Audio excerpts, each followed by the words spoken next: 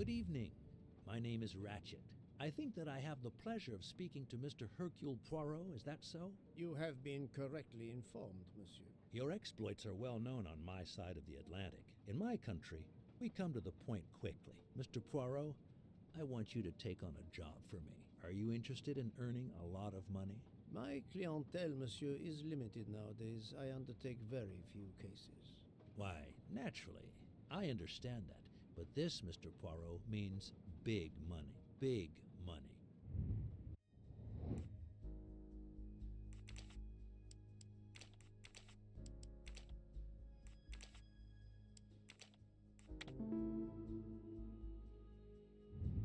I'm right again. That happens to me a lot. What is it you wish me to do for you, monsieur Ratchet? Mr. Poirot, I am a rich man. A very rich man. Men in that position have enemies. I have an enemy. Monsieur, in my experience, when a man is in a position to have, as you say, enemies, then it does not usually resolve itself into one enemy only. Yes, I appreciate that point. Enemy or enemies, it doesn't matter. What does matter is my safety. My life has been threatened, Mr. Poirot. Now, I'm a man who can take pretty good care of himself, but as I look at it, a little insurance wouldn't hurt. And remember, big money. I regret, monsieur, that I cannot oblige you. What's wrong with my proposition? If you will forgive me for being personal, I do not like your face, Mr. Ratchet. Now, if you wouldn't mind, I'd like to finish my coffee peacefully.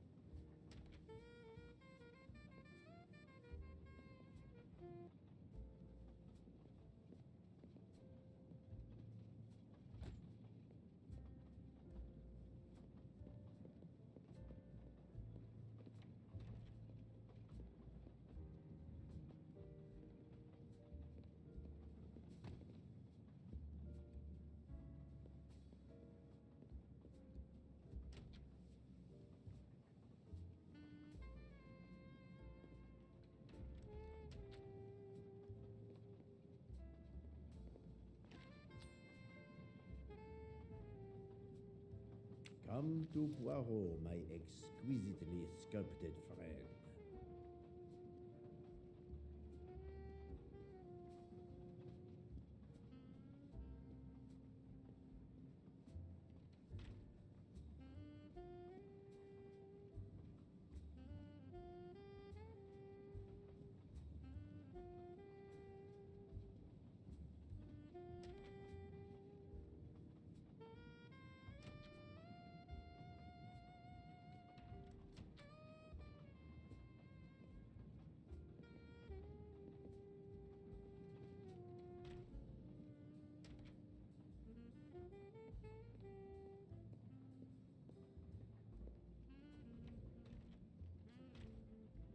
A nightcap, Monsieur Poirot?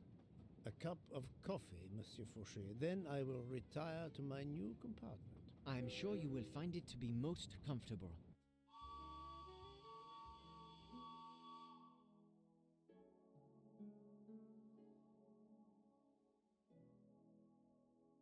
We have stopped? Yes, sir. Belgrade Station.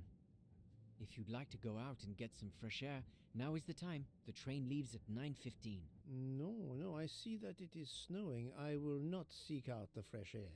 Probably a wise decision.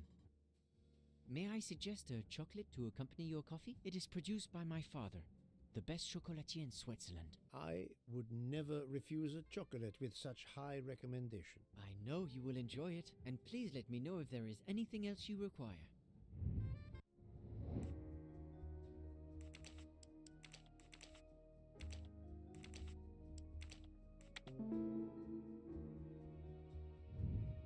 little gray cells did not let me down. Everything was perfect. Thank you very much. My pleasure. Is there anything you require, monsieur? No, merci.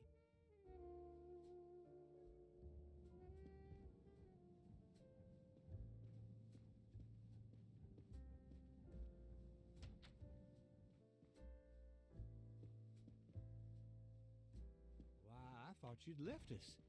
You said you were getting off at Belgrade. You misunderstood me. But, man, your baggage, it's gone. It has been moved into another compartment, that is all. Oh, I see.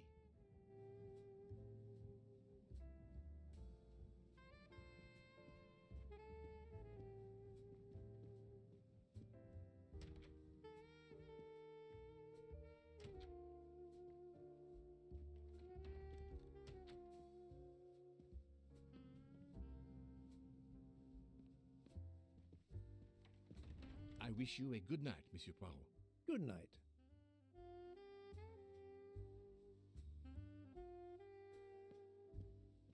I hope you'll sleep well and that your head will be better in the morning.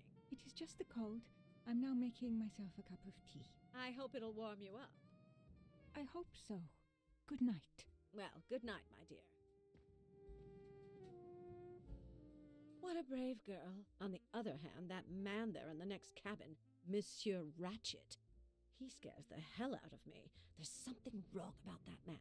My daughter always says I'm very intuitive. When Mama gets a hunch, she's dead right. That's what my daughter says. And I've got a hunch about that man. He's next door to me, and I don't like it. I put my bags against the communicating door last night.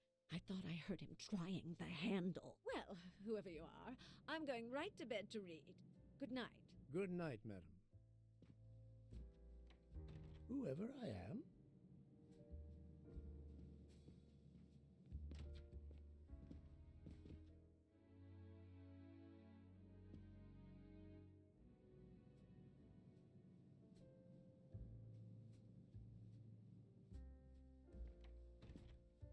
Monsieur Ratchet seems very upset.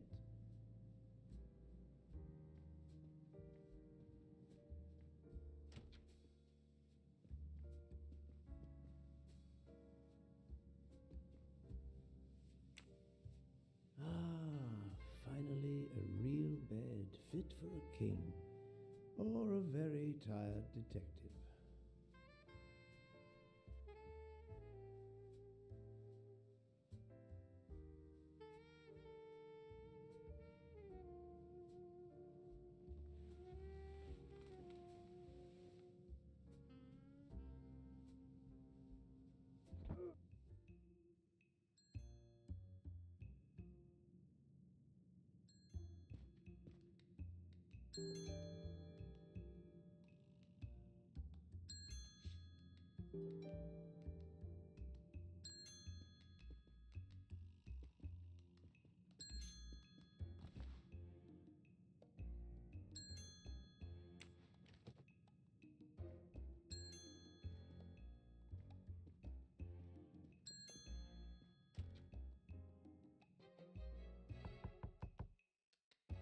Monsieur Ratchet?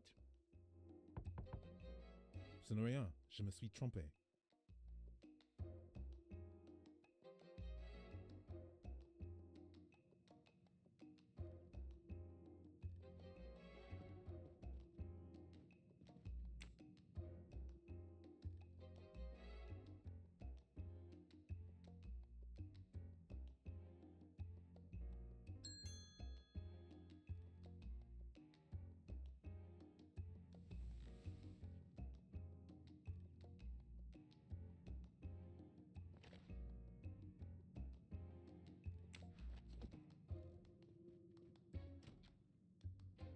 Good night, madame.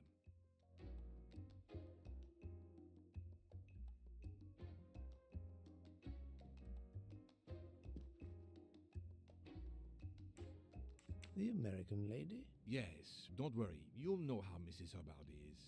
Imagine to yourself the time I have had with her. She insists that there is a man in her compartment. Just imagine it, monsieur.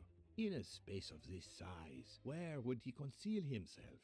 I argue with her. I point out that it is impossible. She insists. She woke up and there was a man there. And how, I ask, did he get out? And leave the door bolted behind him? But she will not listen to reason. That one does not leave time to listen. The train has stopped, Mr. Michel. We have run into a snowdrift. Heaven knows how long we shall be here. I remember once being snowed in for 7 days. Where are we? Between Winkowski and Brod. Oh la la. It's time for me to go back to bed.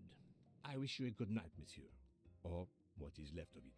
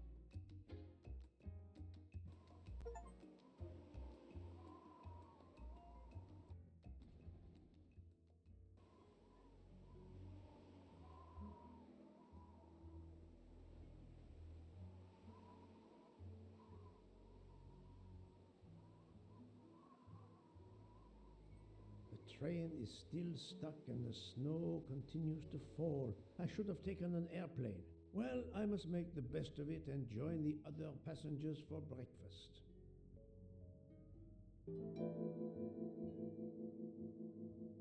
The train still hasn't left.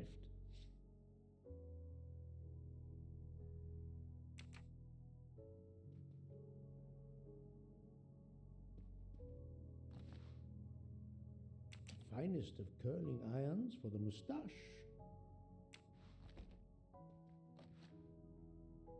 The moustache comb to tame unruly knots.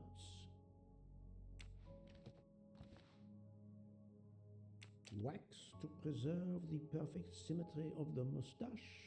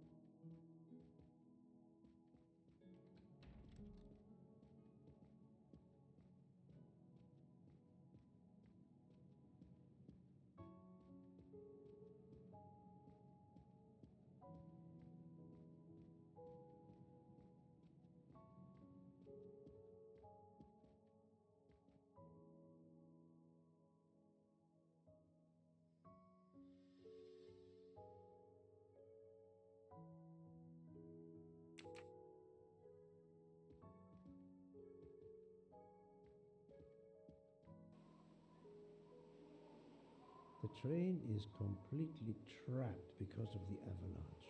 Hopefully not for too long.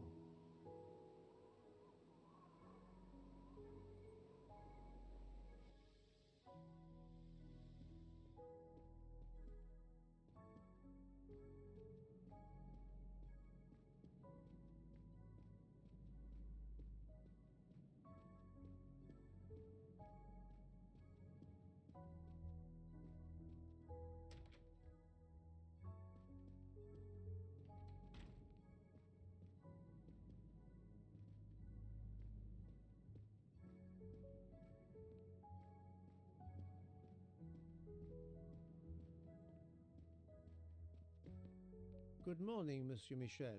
Good morning, sir. Please enjoy our special breakfast in our restaurant.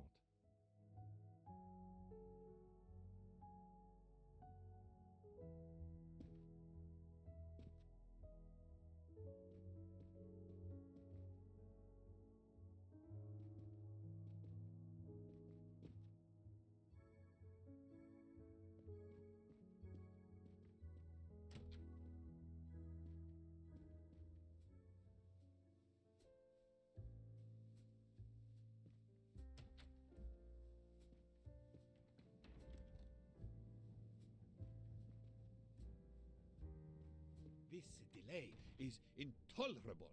I am supposed to be demonstrating the Firenze in Paris in 2 days. My daughter said it would be the easiest way in the world. Just sit on the train until I got to Paris. And now we may be here for days, and my boat sails the day after tomorrow. How am I going to catch it now? I can't even send an email to... Good morning, madam. The snow is a predicament, is it not? I am Russian. Snow is no stranger to me. Ah, the accent. Would it be St. Petersburg? You are very perceptive. Monsieur Poirot, is it not? And may I take it, I have the honor of addressing Princess Natalia Dragomirov. We dispense with the old titles these days. My husband, all of my past, was taken from me by these Stalinists. When they were gone, I became director of the St. Petersburg Museum of Antiquities to restore and preserve what I can of my country's history. Still, the delay must be vexing.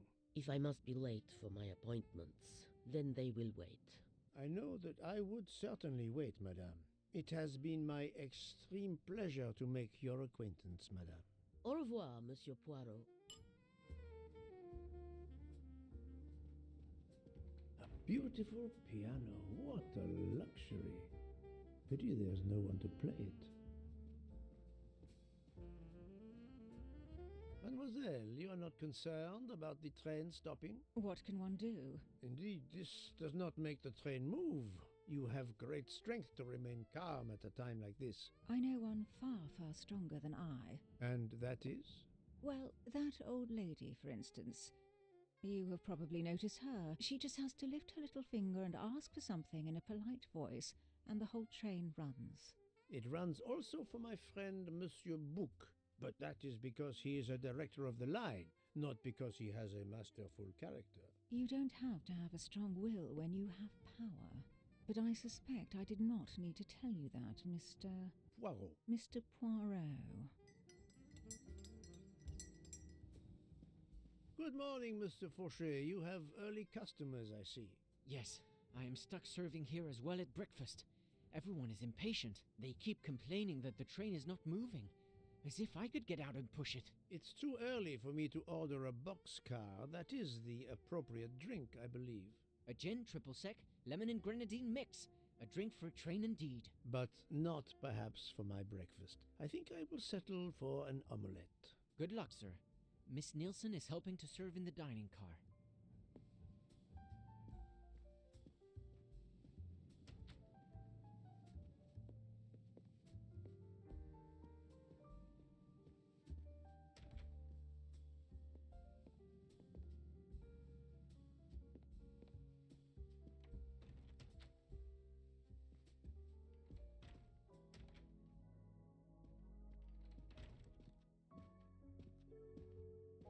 How long are we expected to be stranded here? It won't do much good complaining to me. That fellow there with the moustache, he may know something.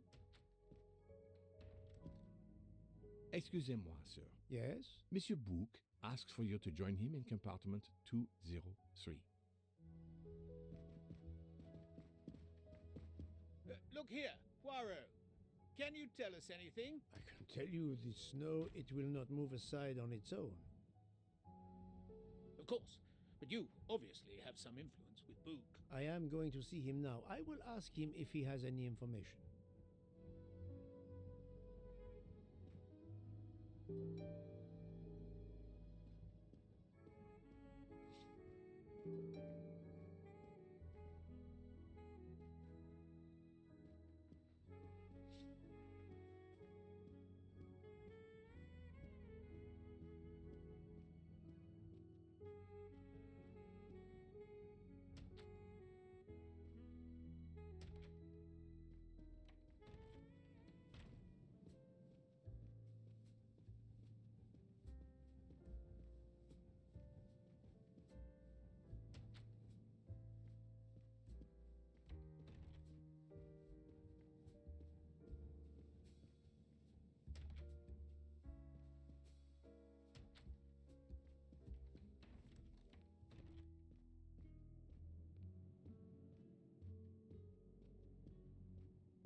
Ah, my good friend, come in. We have need of you. What has occurred? A passenger lies dead in his bed, stabbed. A passenger? Which passenger? In there. He's an American, a man called Ratchet. It was his valet, Masterman, who was worried that Mr. Ratchet was not awake yet. Pierre Michel, the conductor, decided to break in and found the body. I see. Well, my friend, I think it is best not to touch anything and wait for the police to arrive. Oh, I tried to call the police, but there is no cell tower for many kilometers. We could be stuck in the snow for hours. The murderer is with us. On the train, now! The sooner we catch him, the sooner we'll be out of danger. Dr. Constantine is already examining the body.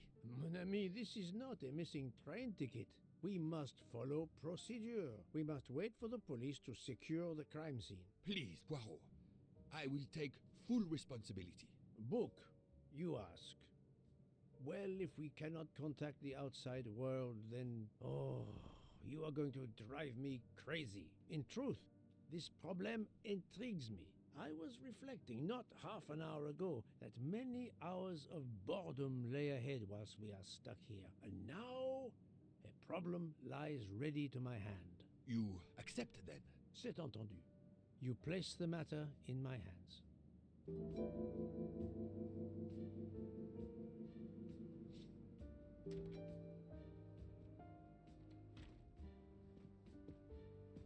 Mr. Poirot, I am Dr. Constantine.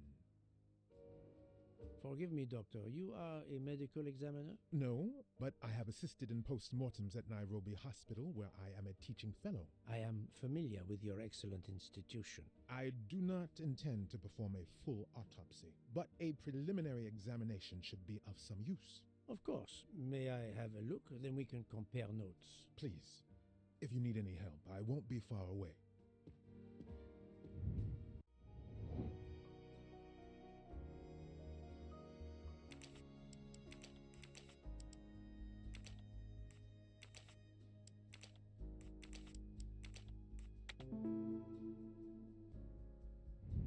That's the right answer.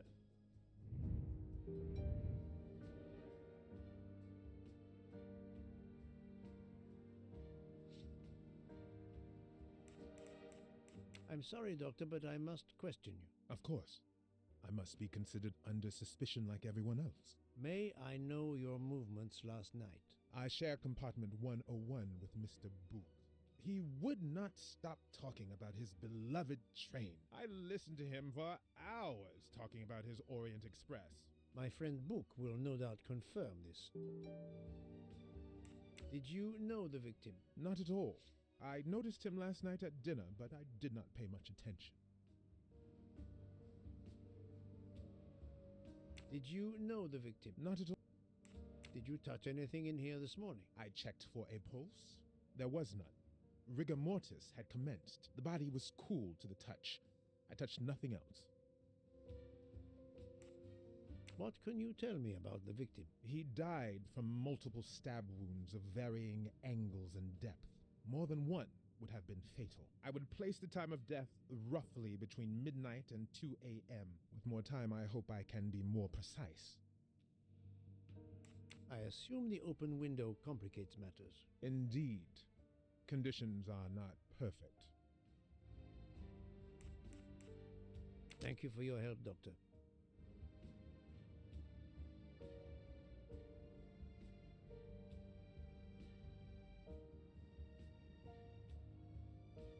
As you see, the victim has been stabbed many times. Several alone would have been fatal. Yes, I agree. An attack most savage. I will, of course, prepare a complete report on my findings. Thank you. I'll take photos.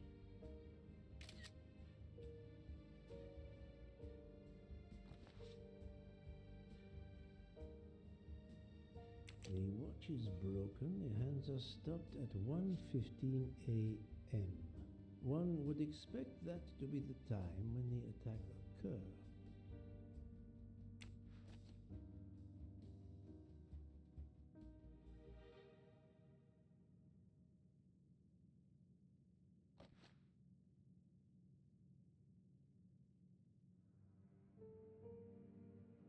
Did it belong to Ratchet?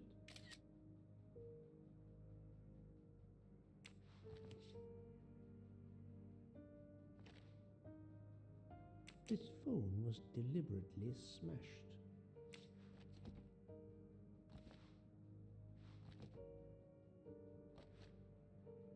Last night, Monsieur Ratchet said he takes precautions. I see now what he meant. He knew he was in danger and wanted to be ready, yet it was no use to him. I will leave it here for the police.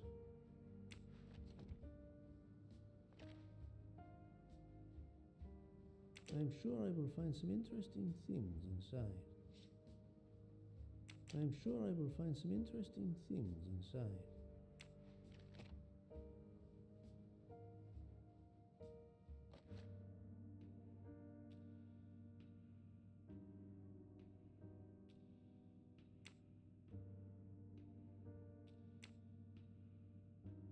A handkerchief. There's a letter H embroidered on it.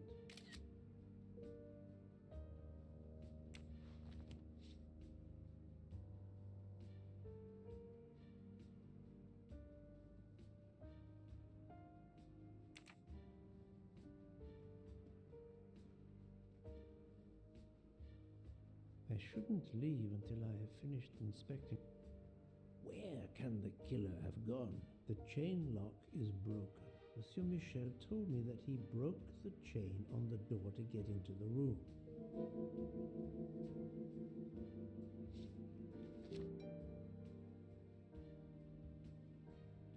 I wonder what could be in this photo.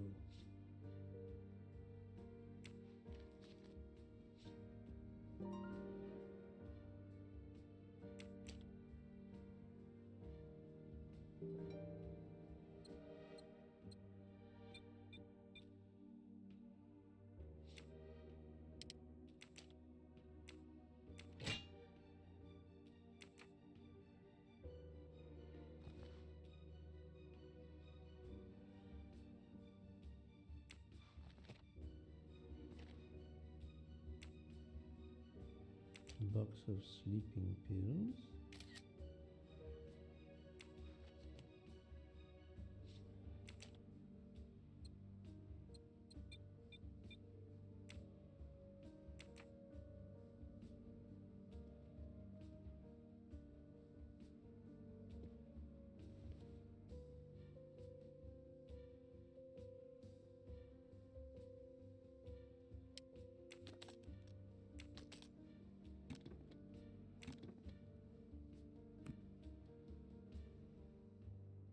Expensive clothing, recently laundered.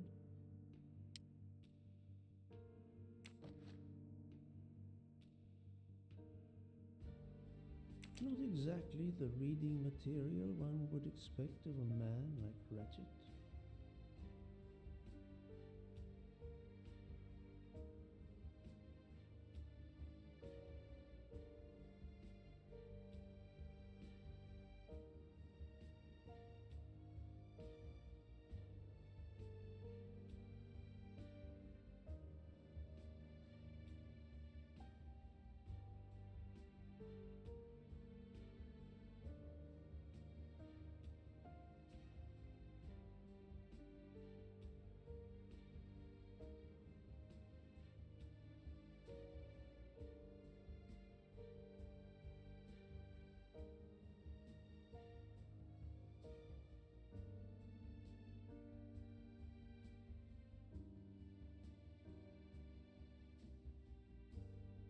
Not exactly the read.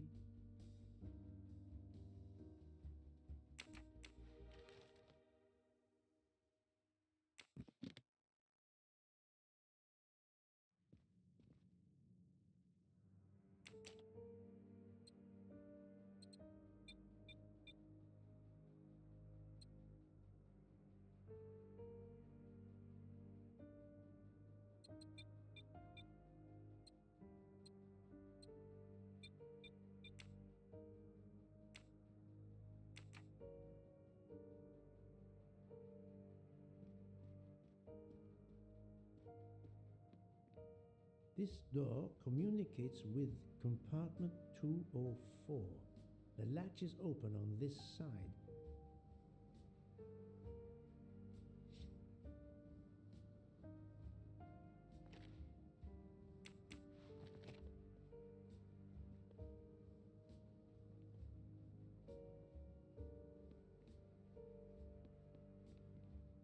This door communicates with...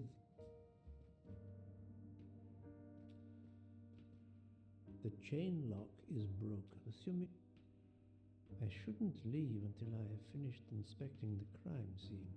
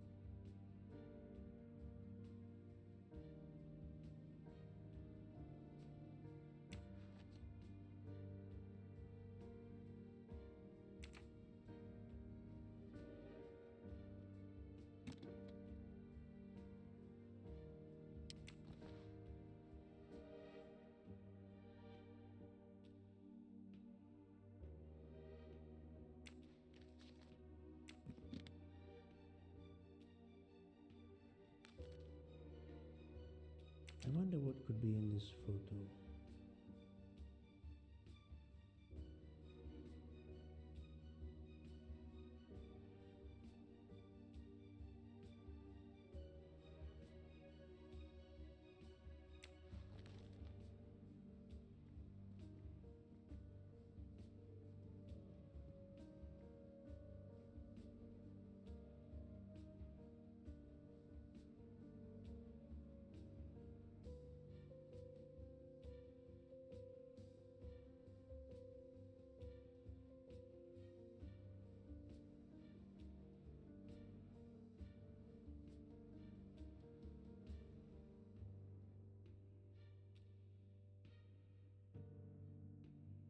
The snow is falling only lightly this morning. The murderer would have left tracks in the snow if he had jumped out the window.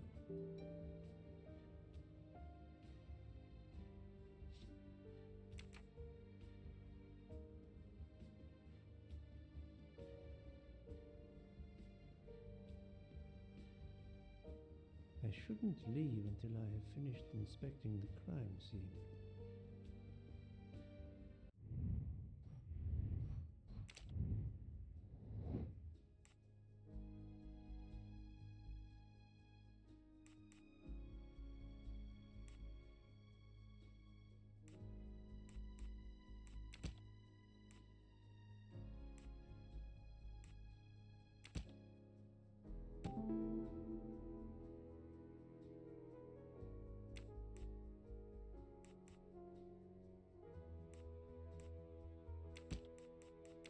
I do not think that's the right answer.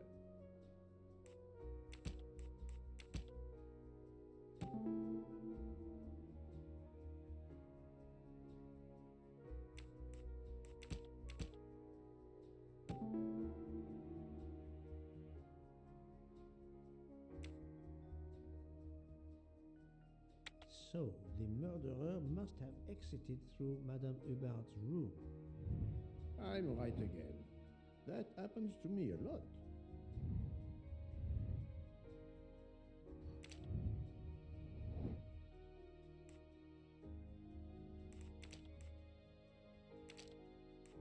Think, Poirot. That is not a good answer.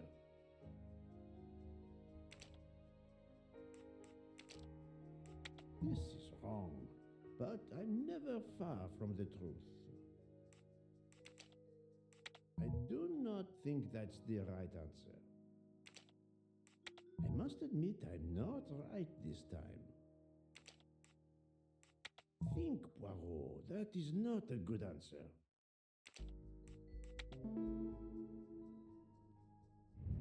That's the right answer.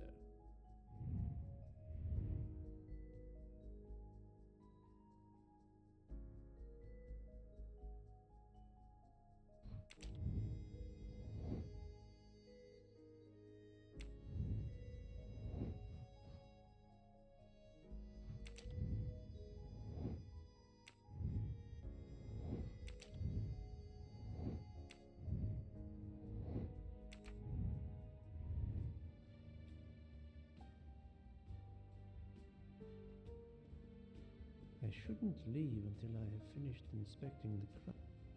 This door communicates.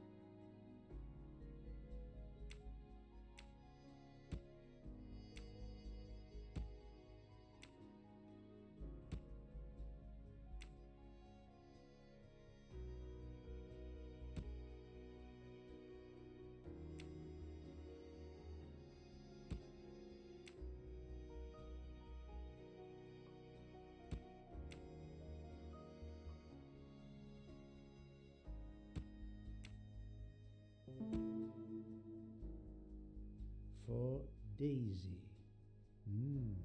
Interesting. I'm right again. That happens to me a lot.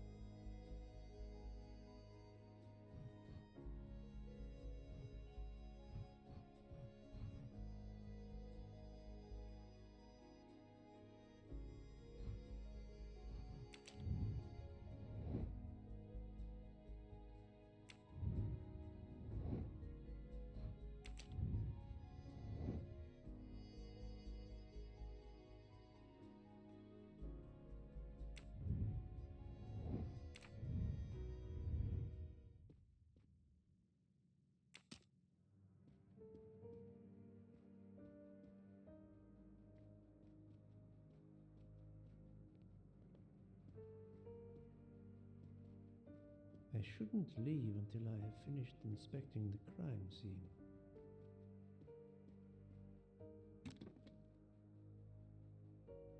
Expensive clothing.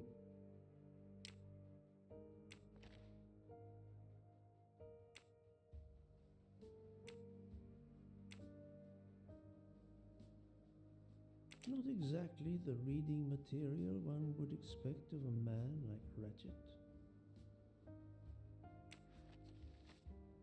Expensive clothing, recently laundered.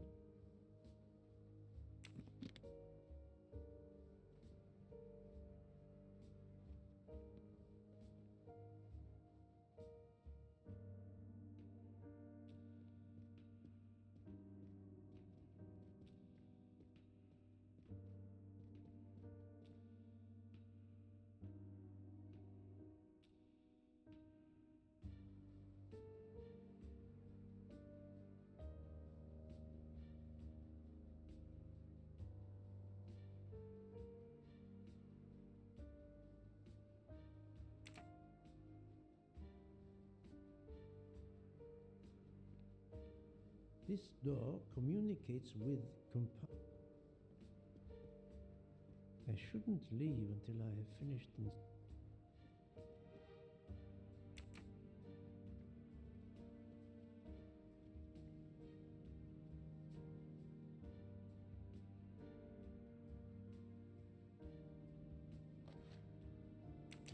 reach is broken. The hands are stopped at one with the what?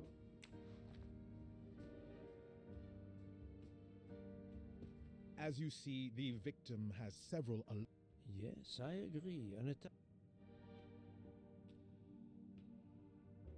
I will, of course, prepare a Thank you.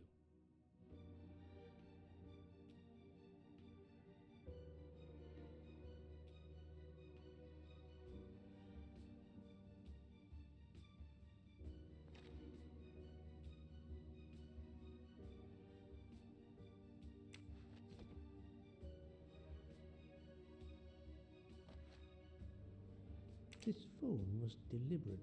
This phone.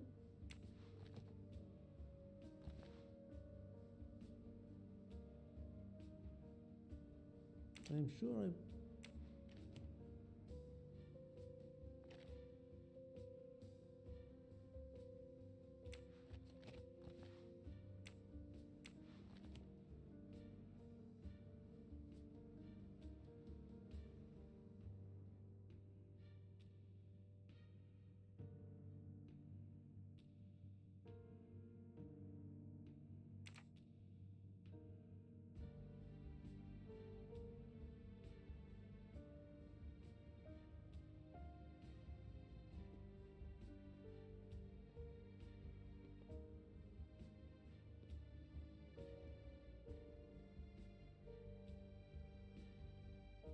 This door communicates.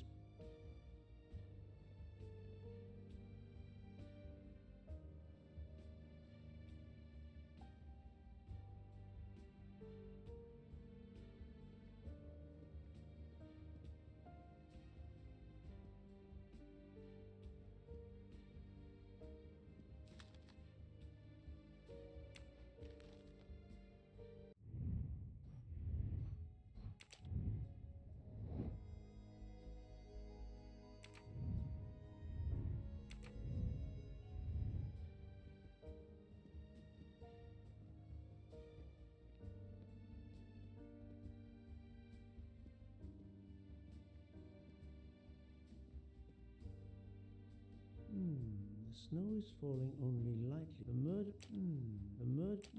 The snow is falling on. I assume the open window Indeed.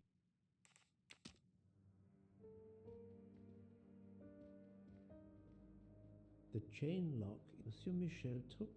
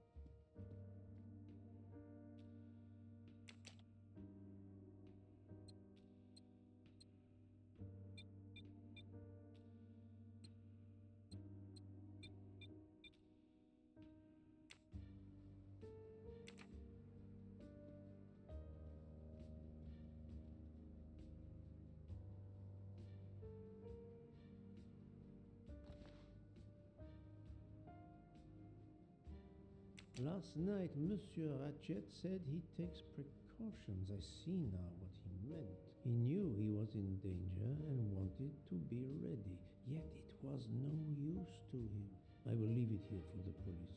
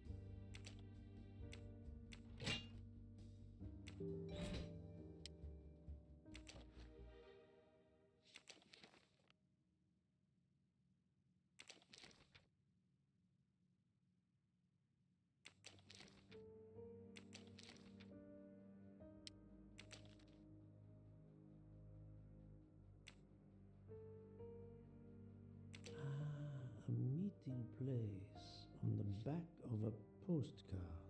Someone with the initials A.W.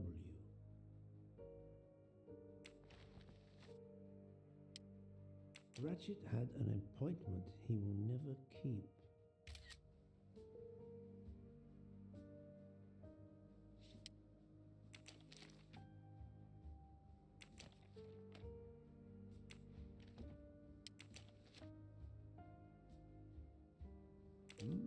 Unusual letter, this.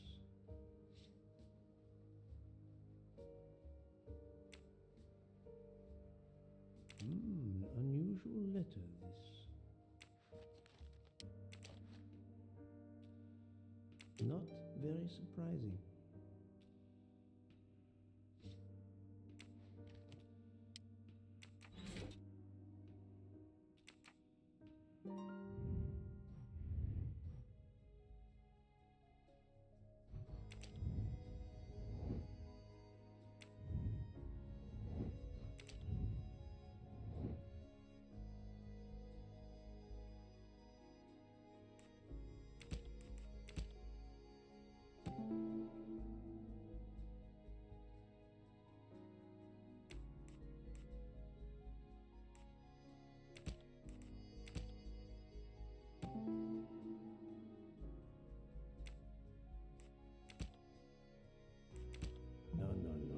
Not good.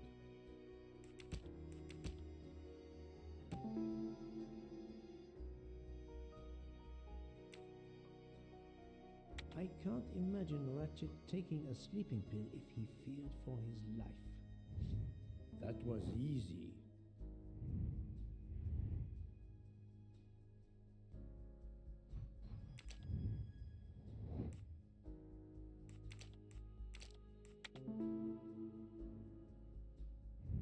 My little gray cells did not let me down.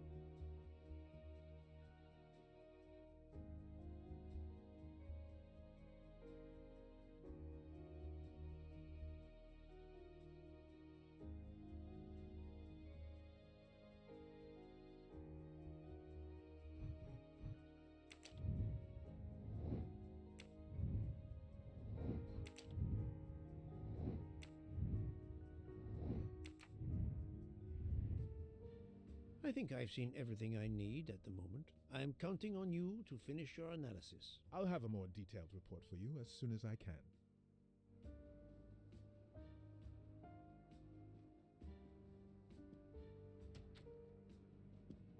So, Poirot, did you find anything out? It's a bit early for the handcuffs, my friend, even for Hercule Poirot. Do not worry, mon ami. I believe our culprit has no plans to strike again. Monsieur Ratchet was the target. Of that I am convinced. Tell me, Book, how did you spend last night? This is a joke, I hope. Don't you trust your old friend? My friend, calm yourself. I must hear your story in order to corroborate other accounts. Ah, naturally. Let me see. I went to my compartment after dinner. Dr. Constantine was already there. We talked about his career. He's a Cambridge man, you know. After university, he returned to his country and has done much good there. He was so interested in the Orient Express. I told him all the anecdotes I know. I'm not certain when we fell asleep, but it was very late. Here is what I have found out. Monsieur Ratchet was stabbed many times. I also found threatening letters in his safe. He had a loaded gun under his pillow, so he was on guard, ready to defend himself. However, there was an empty glass with white residue at the bottom. I suspect a barbiturate. Perhaps he was forced to take it. In any case, I am certain he was unconscious, unable to defend himself. I also found several other items at the crime scene, possibly related to the murder. They must be investigated. By all means, Poirot. As fast as you can. I also found liquid for an electronic cigarette, but I could not find a vape. This might belong to the murderer. This criminal is an amateur. I need a list of the passengers with their compartment numbers. Pierre Michel will have it. I must interview the rest of the passengers and the staff. I'll be in the bar car if you need me. We are hours late. Soon I hope help will arrive.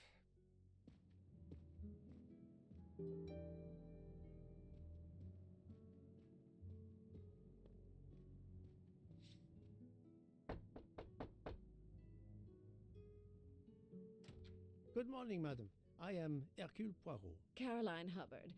What can I do for you, Mr. Poirot?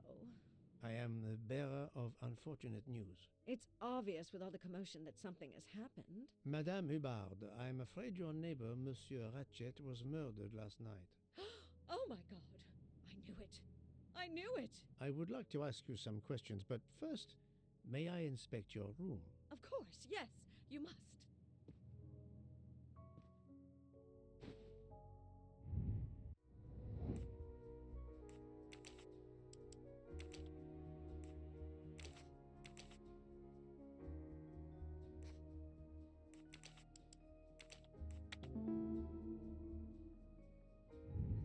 Et voilà.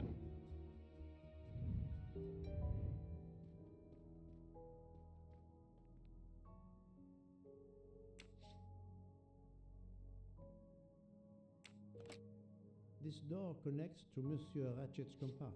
It was latched on this side. The luxury of the Orient Express is present in every detail.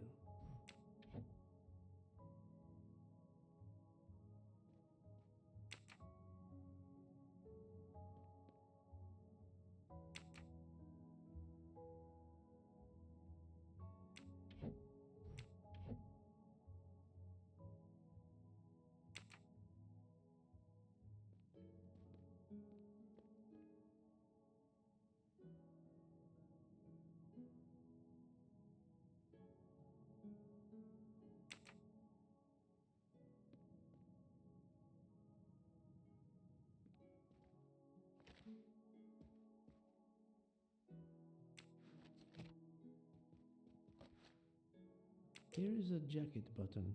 It bears the logo of the Orient Express.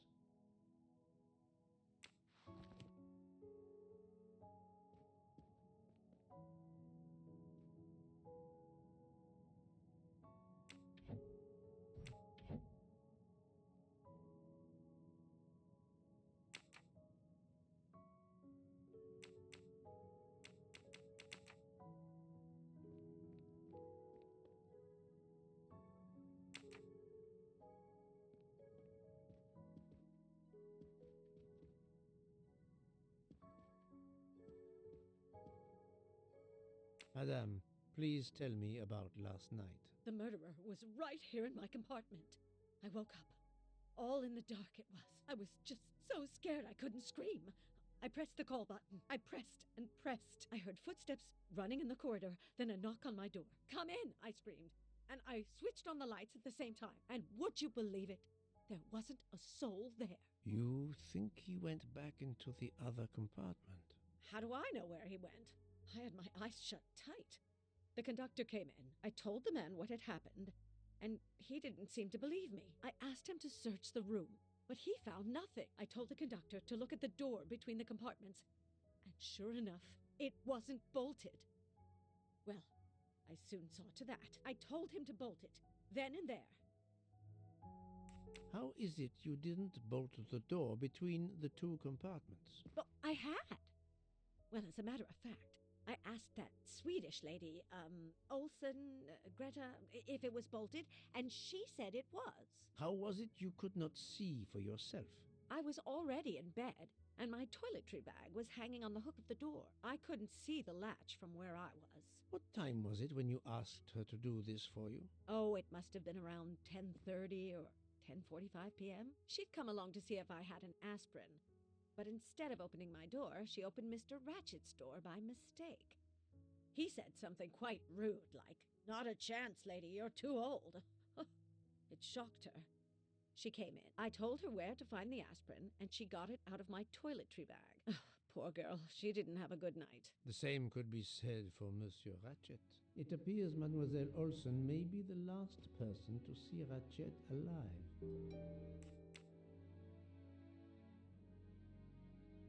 Is this your handkerchief? No, not at all. Yet it is embroidered with an initial H, like your name. I don't care. It's not mine, and I would certainly never buy something so impractical as that frilly thing. Are you a smoker? No, definitely not. Filthy habit. I found a jacket button on your table. It looks like it belongs to a train employee. The button bears the logo of the Orient Express. Well, of course the conductor came in last night, but he didn't go near that table. Still, it's a safe bet that it belongs to the conductor. I'll check his jacket later, to be sure. I found a jacket. Well, of course, but he didn't go. Still, I'll check it. I have not finished inspecting your room. If you don't mind.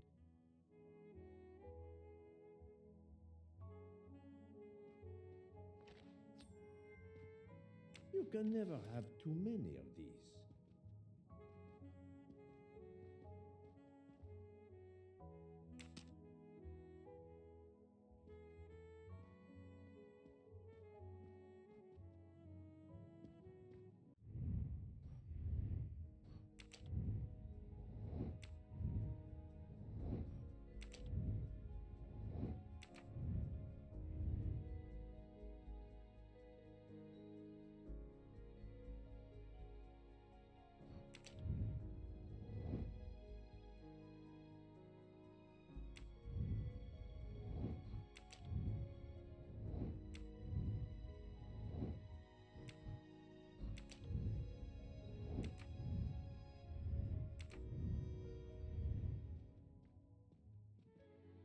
Let's see if Mrs. Hubbard was telling the truth about the latch of the connecting door.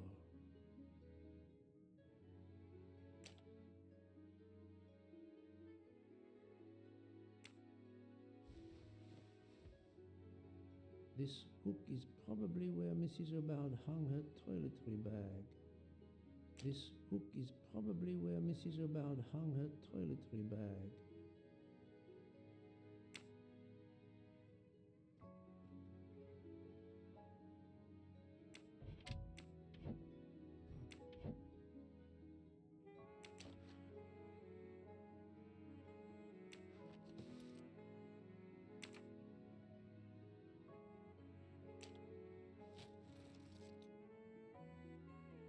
I can see the latch very well from here, even with the toiletry bag attached. I'll have to clear that up with Mrs. Hubbard.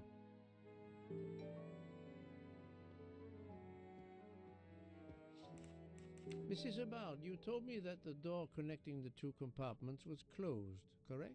Yes, it was, as I told you. I was already in bed and my toiletry bag was hanging on the hook of the door. I couldn't see the latch from where I was. That's why I asked Miss Olsen to check if it was closed.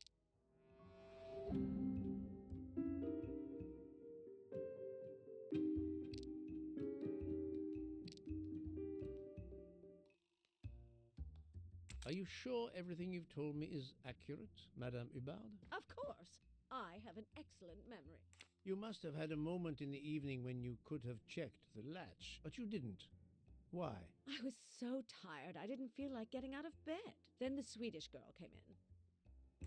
You said you couldn't see the latch from your bed, yet you had to get up from your bed to give Mademoiselle Olsen the aspirin. No, I stayed in bed and told her the aspirin was in my toiletry bag in the vanity. I did ask her to check if the latch between the compartments was closed.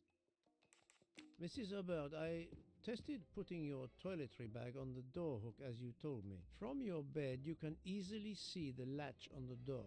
The toiletry bag does not hide the latch at all. Are you saying I'm lying? It may have been stuck somehow in a different position, or I may not have seen it in the darkness. Or I didn't think to look, you irritating man. Details matter, madame. A man has been most savagely murdered. You will excuse me if I attempt to separate the truth from the false. Forget my toiletry bag and focus on who entered my compartment. Probably after killing Mr. Ratchet. Madame Hubbard is a force to be reckoned with, but I suspect I'm not done with her. Thank you for your assistance, madame.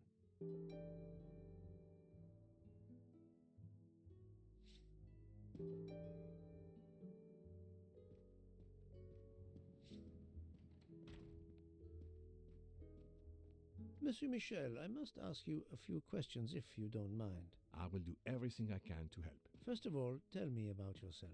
Very well. My name, as you know, is Pierre Michel. I am from Calais. I've been with the company for over 15 years. Thank you.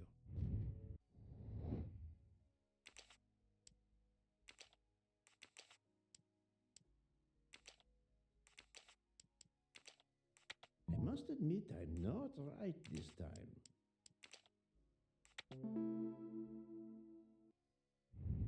Et voilà. Can you provide me with a listing of the passengers and their rooms, please? Yes, certainly.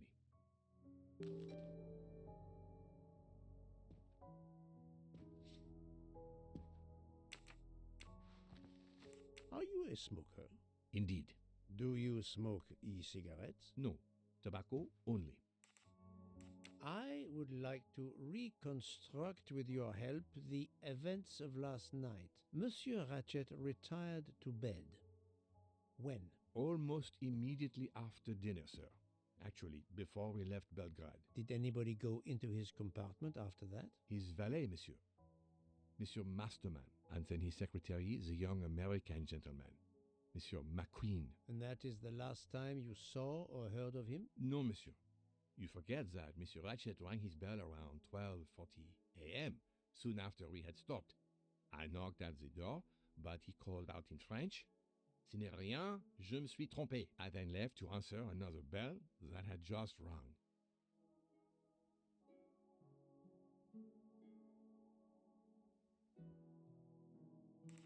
Where were you at 1:15 a.m.? I was sitting on my little seat at the end of the car, facing up the corridor. Are you sure? I left a little after 1 a.m. to speak about the snow with my colleague Jean in the bar car. I came back later. There was a call.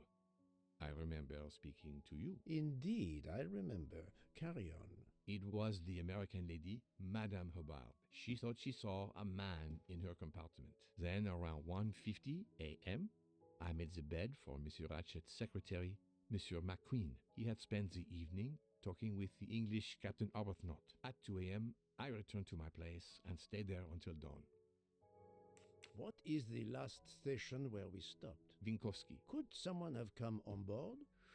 Possibly. I was very busy. Owing to the weather, we were a few minutes late. We left at 12:10 a.m.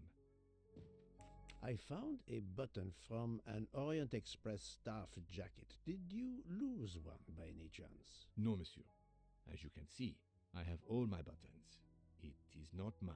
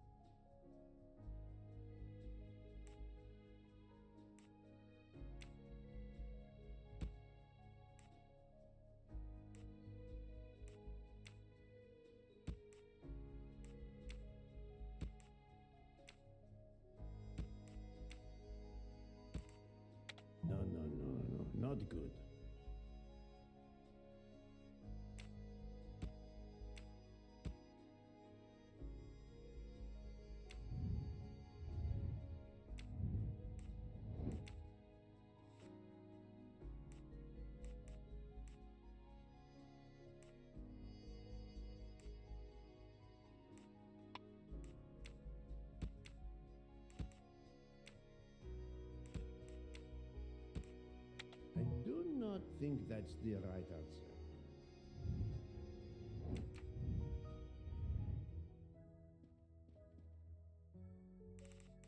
Are you a smoker? Indeed. Do you smoke e-cigarettes? No. I would like to reconstruct. Monsieur Ratchet retired to bed. When? Almost immediately after dinner, sir. Actually, before we left Belgrade. Did anybody go into his compartment after that? His valet, monsieur. Monsieur Masterman. And then his secretary, the young American gentleman. Monsieur McQueen. And that is the last time you saw or heard of him? No, monsieur. You forget that Monsieur Ratchet rang his bell around 12:40 a.m., soon after we had stopped. I knocked at the door, but he called out in French, "Ce n'est rien, je me suis trompé." I then left to answer another bell that had just rung. Where were you at 1:15 a.m.? I was sitting on my little seat at the end of the car, facing up the corridor. Are you sure? I left a little after 1 a.m. to speak about the snow with my colleague Jean in the bar car. I came back later. There was a call. I remember speaking to you. Indeed, I remember.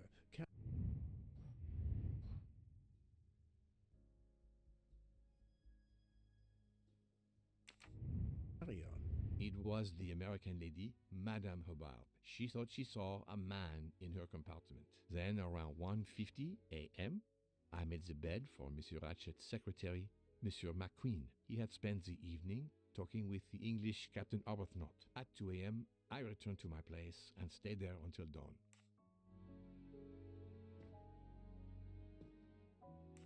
What is the last station where we stopped? Vinkovsky. Could someone have come on board? Possibly. I was very busy. Owing to the weather, we were a few minutes late. We left at 12:10 a.m.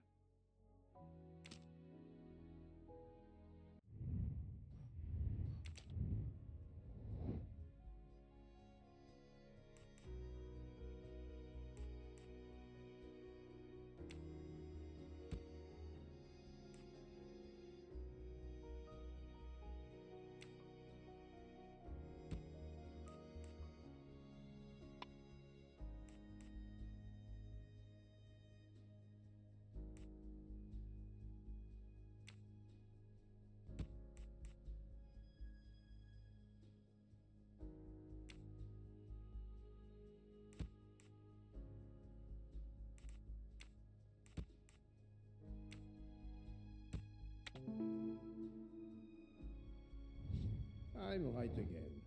That happens to me a lot.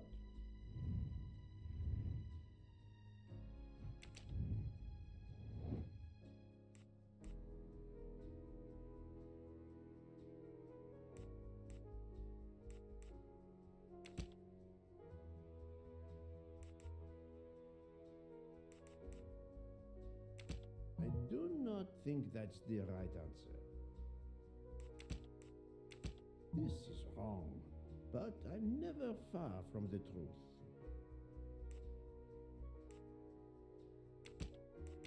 I must admit I'm not right this time.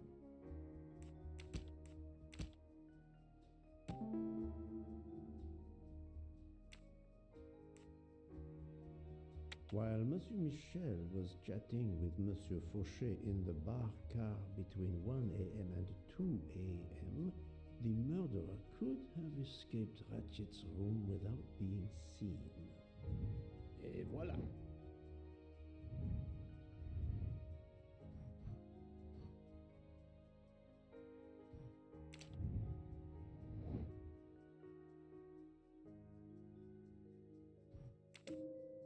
According to the information I have, this is a solid choice.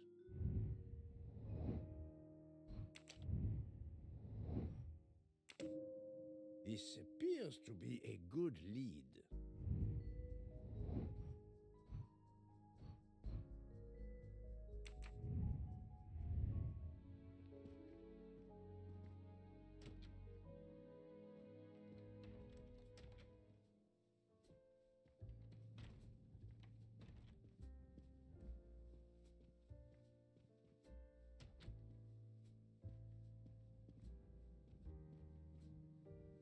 So, Poirot, I hope you are progressing in your investigation. I have not finished yet, but it is progressing, yes.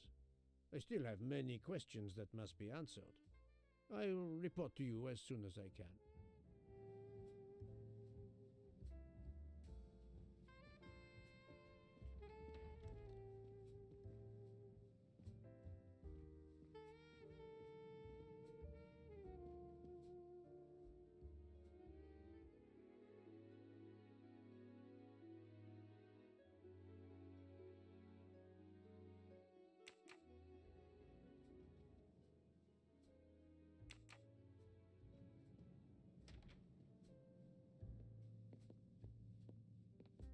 The Orient Express bar is certainly well stocked.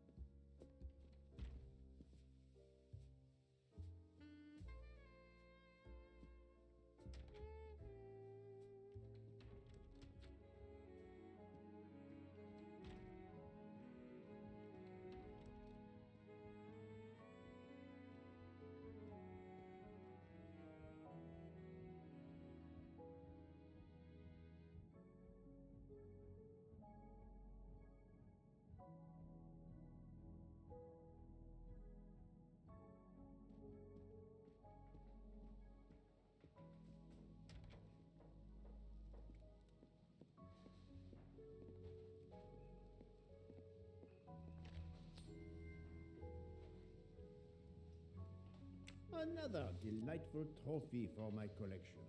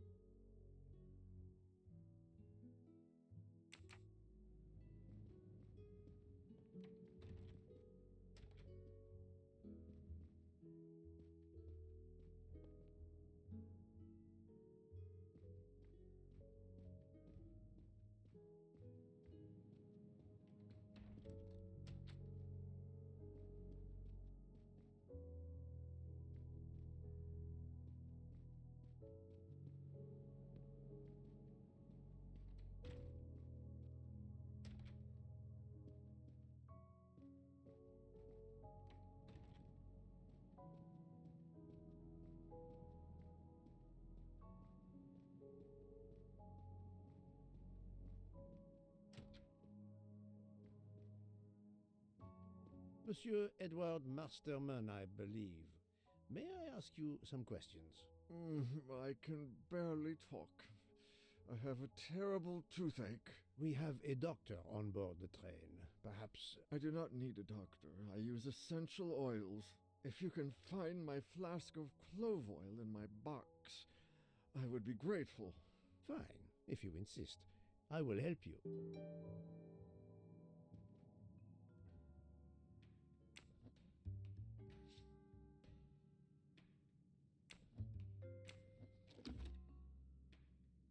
By the smell, I think that the jojoba oil spilled on the other bottles, leaving their labels illegible. I must find another way to find which one is Masterman's toothache remedy.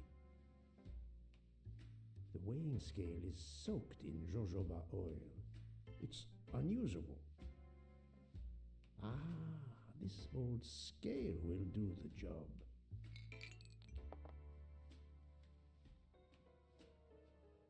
To start, I must first arrange the vials from the lightest to the heaviest.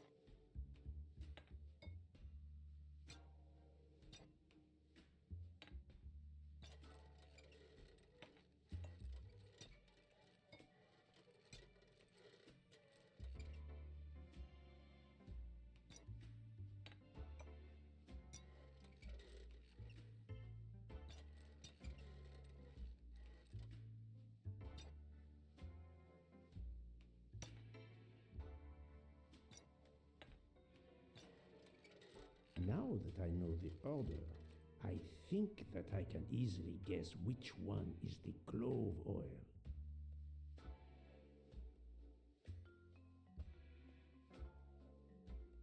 I don't think this is the remedy.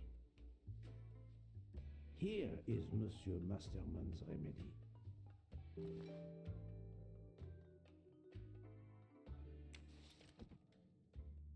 Here is your remedy. I hope it will help. Thank you very much, sir. Ah, well, I can finally speak without too much pain.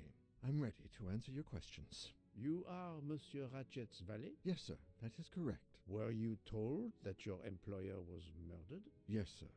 A very shocking occurrence.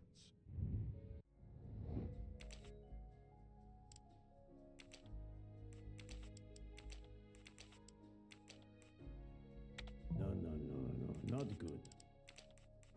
Think, Poirot, that is not a good... My little gray cells did not let me down. Are you a smoker? Yes, sir. I have a cigarette now and then to relax. Tell me about your employer, Monsieur Ratchet. I've been working for him for 9 months. I should not wish to speak ill of the dead, but he was not a gentleman, sir.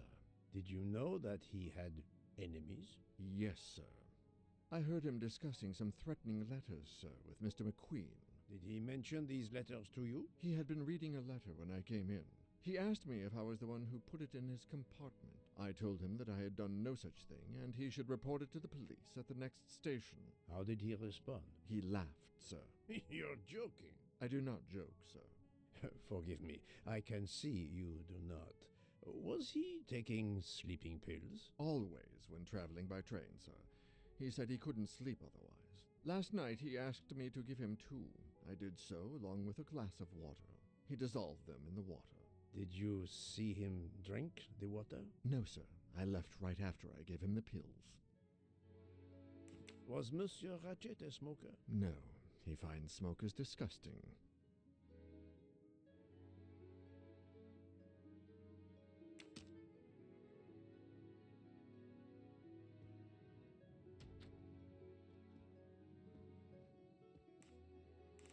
At what hour did you last see Monsieur Ratchet? It must have been around 9 p.m., sir.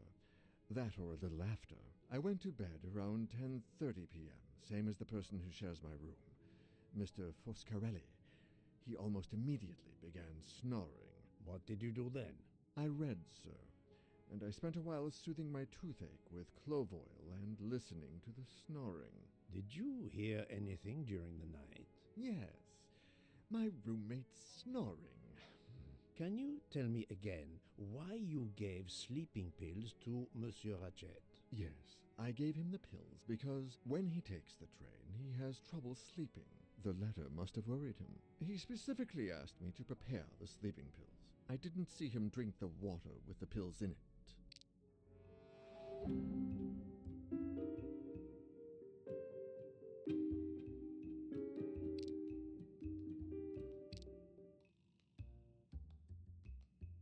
Monsieur, I believe you are not telling me the truth. What? How can you say that?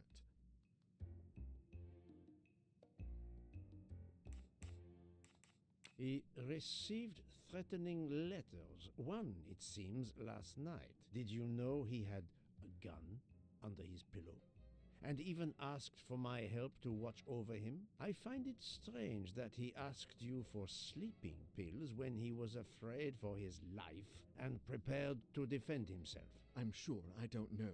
Maybe to calm his nerves, maybe out of habit. It makes no sense. Wait, please. Isn't it possible that Mr. Ratchet asked me to prepare the pills, but didn't plan to drink them for some reason? It is possible. But I am a student of character, monsieur, and the Monsieur Ratchet you describe is not the man I met.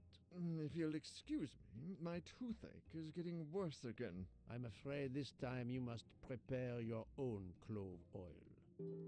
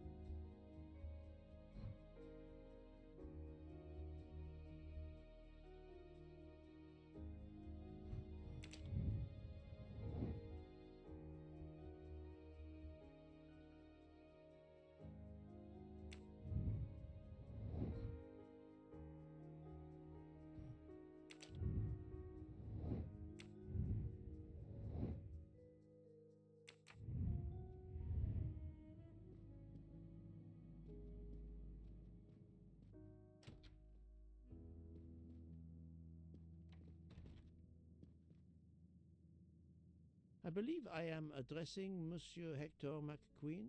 Guilty as charged. I beg your pardon. Oh, sorry. Just an expression. My father used to say it. You must have had an interesting childhood. I am Hercule Poirot. No need to be modest.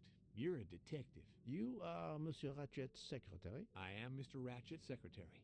Just over a year. I mainly take care of translating certain texts for him. Mr. Ratchet only speaks English. Prepare yourself for a shock. Your employer, Monsieur Ratchet, is dead. So they got him after all. What do you mean? You are assuming he was murdered? I know he had enemies. What can you tell me about Monsieur Ratchet? He was American. He was an antiques dealer. I don't know much more. Mr. Ratchet never talked about himself or his life. But I think Ratchet wasn't his real name. And he left the United States to run away from something, or someone. Yes? He started getting letters, threatening letters. Do you still have them? I have one. Did you know that Monsieur Ratchet had asked for my help? Asked you? No, I didn't know. He knew he was in danger. When did you last see him? Last night around 10 o'clock, I should say. Did you like your employer, Monsieur McQueen? No, I did not. He was, I'm sure, a cruel and dangerous man. Can you tell me your movements last night? I went back to my compartment, read a little. In Belgrade, I went out onto the platform to smoke, but it was cold. I quickly went back in. I then went to Mr. Ratchet's compartment to take some dictation for him. I left around 10 o'clock. I saw Captain Arbuthnot. We ended up chatting in my compartment. Then we went out on the platform to quickly stretch our legs at Vinkovsky. He left around 2 o'clock. Thank you. I will need to check Monsieur McQueen's story with Captain Arbuthnot. I found a diary in Monsieur Ratchet's safe. Did you know about it? I kept a business appointment book, but I know he had a personal diary as well. That looks like it. Are you a smoker? Yes, I smoke cigarettes. I've tried to quit, but no luck. Can you give me this letter, please? Of course, here it is.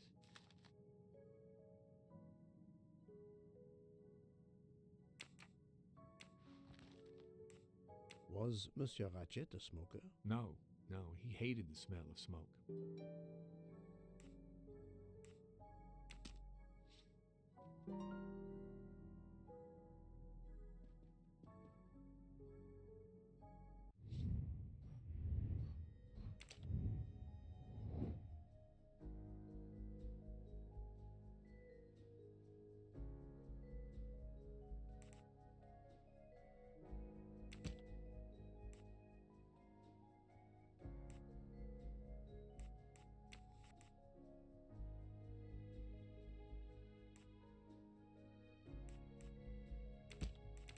This is wrong, but I'm never far from the truth.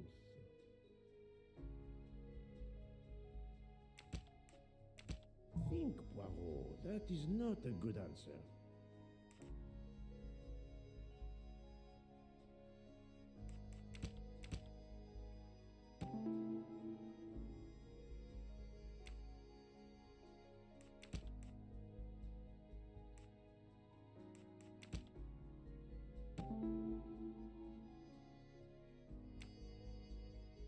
The murderer may have impersonated Ratchet by calling Monsieur Michel to make it seem that Ratchet was still alive at 12:37 a.m.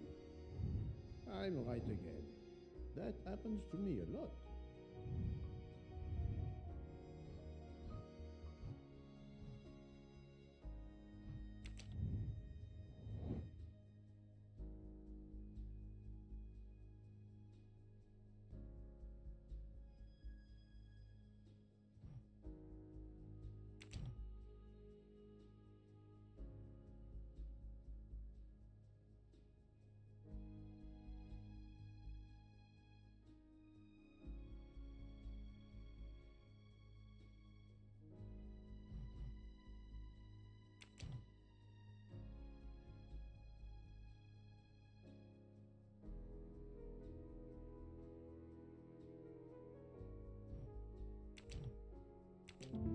My little gray cells did not let me down.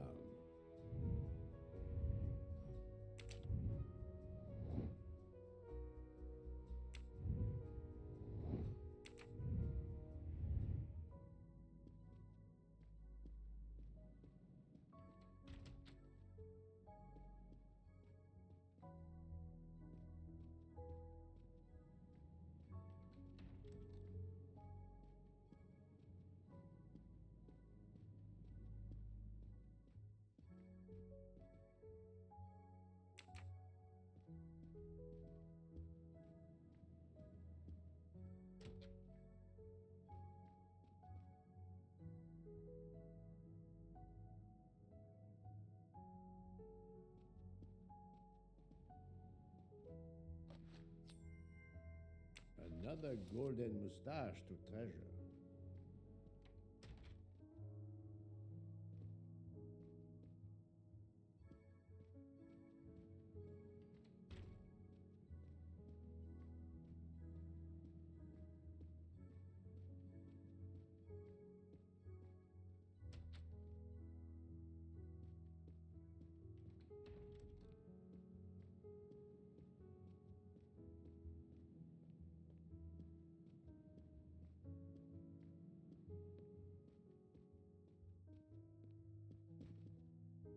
Can you provide me with a listing? Yes.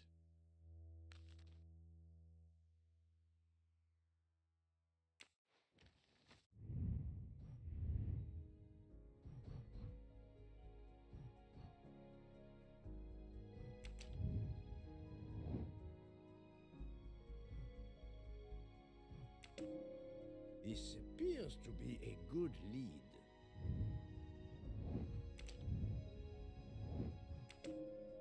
According to the information I have, this is a solid choice.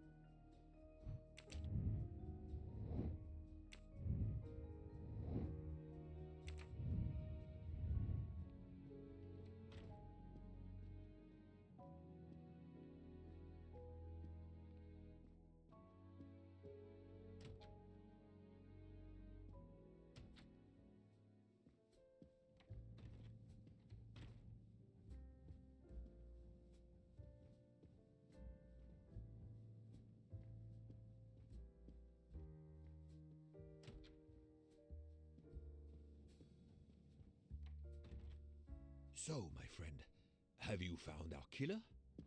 Not yet, but I will tell you what I have learned. Please.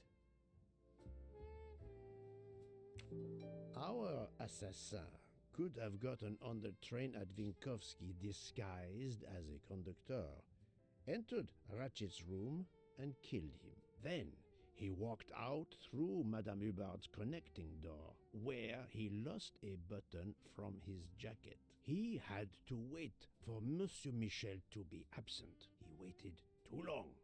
The train had left the station. He was trapped aboard. Indeed. He had opened the window to make it look that he'd escaped that way. However, if he waited until the train stopped again due to snow, his footprints would have been found. The murderer is still among us, on the train. There's a problem with the second-class toilets. What now? All morning passengers have been complaining that the door is locked, so I went to check. I knocked, but no one answered. I didn't think I should open it without speaking to you first. You did well, Monsieur Michel. Lead the way. I use my master key.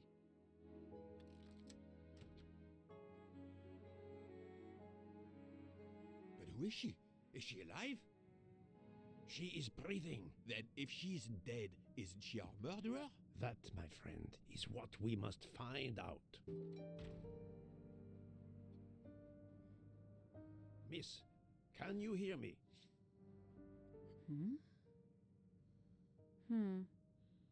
She's breathing. Her pulse is strong. There is no sign of physical violence. This woman is sleeping very soundly.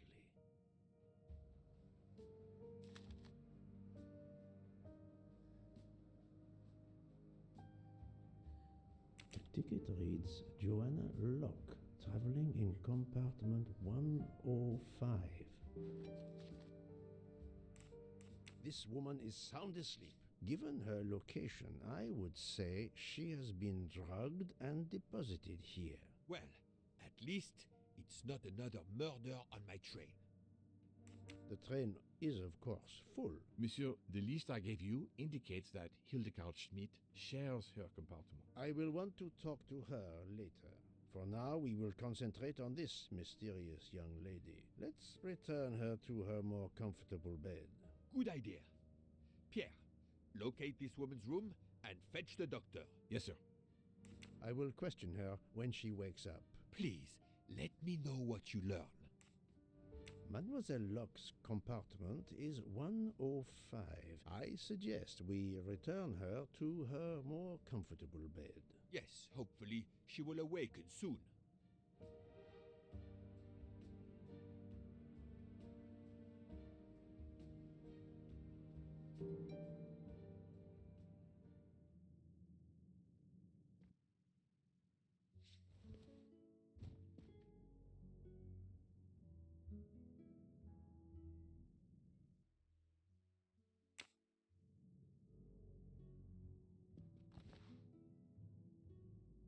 A cup of tea with white residue at the bottom.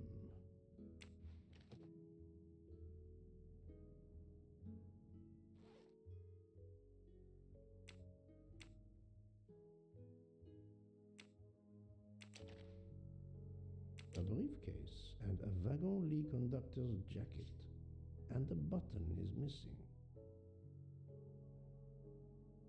A briefcase and a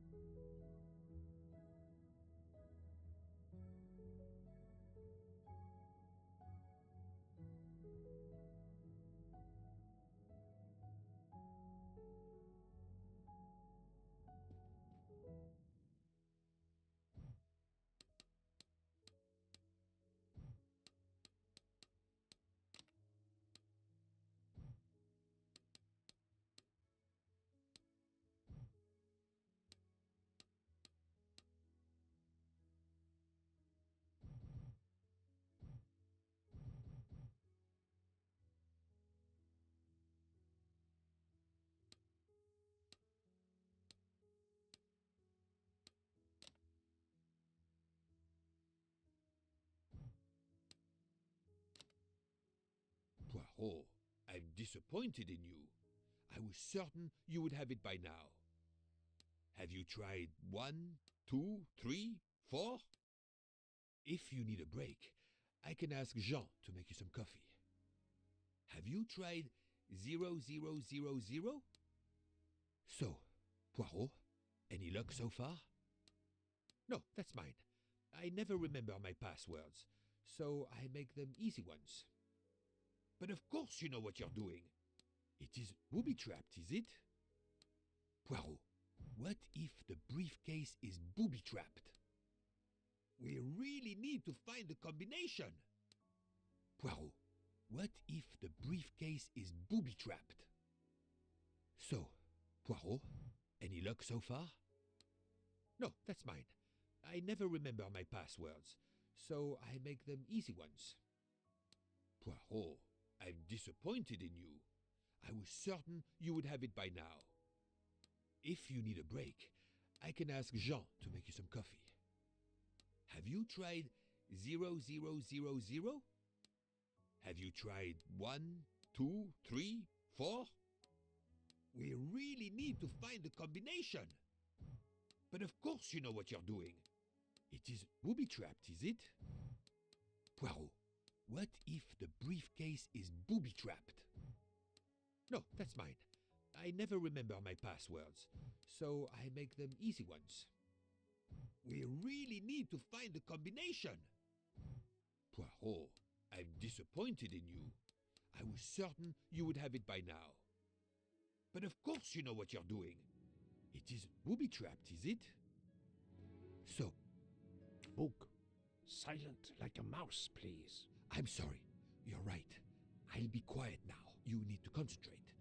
I will not utter another word. Not one. Book, there will be another murder on the Orient Express in a moment.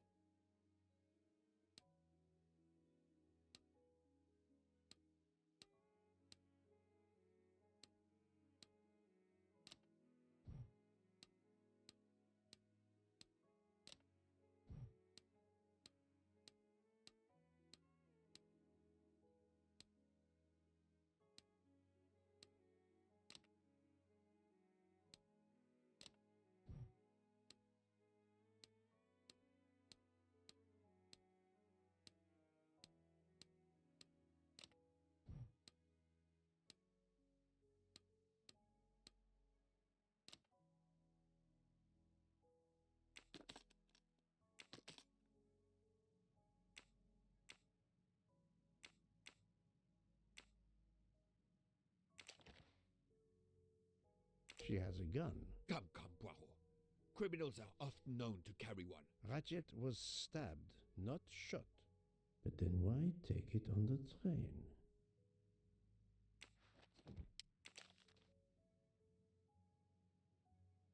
The stuffed animal is the same as in the photo found at the crime scene. What a coincidence. Mademoiselle Locke appears to have been investigating Monsieur Ratchet.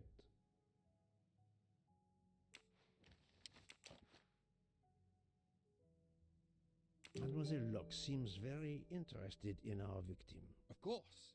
She has studied her target. Possibly.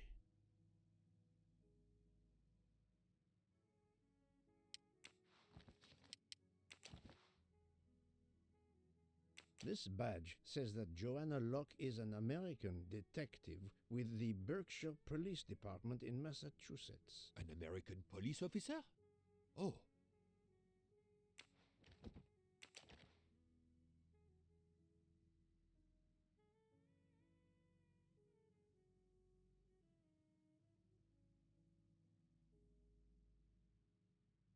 Her driver's license confirms her identity. She is American. These are fake IDs. It's certain. Look, she's waking up. Thanks to you, I would not be surprised if our murder victim were also waking up. What?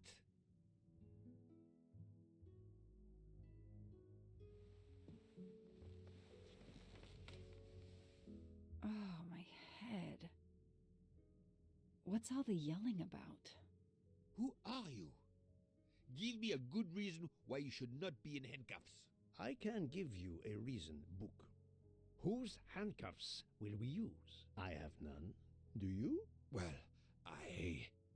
You are Joanna Locke, mademoiselle? Yes, Joanna Locke. I'm a detective. Berkshire, Massachusetts Police. I have found your credentials, mademoiselle. And I know who you are, Mr. Poirot. Then, if the introductions are complete, perhaps the explanations may begin. I'll try. It's simple, really. I'm on the trail of a murderer.